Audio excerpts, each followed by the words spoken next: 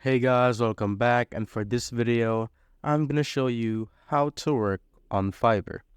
So basically, you just need to log in on Fiverr, and if you don't have an account, I'll show you how.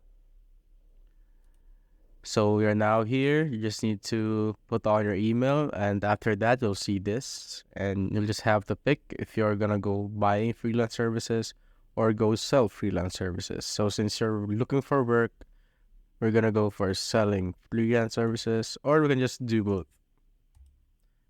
And here, for example, we'll do this for our personal use or primary job, business, or side project. Let's just say side project for business and personal use. After that, click next.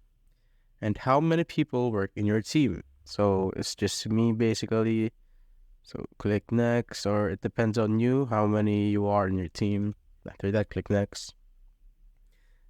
Here, just pick anything you want.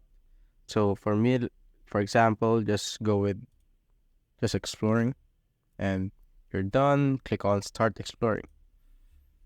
And after that, you're good to go. You have now a Fiverr account and you can go work with Fiverr.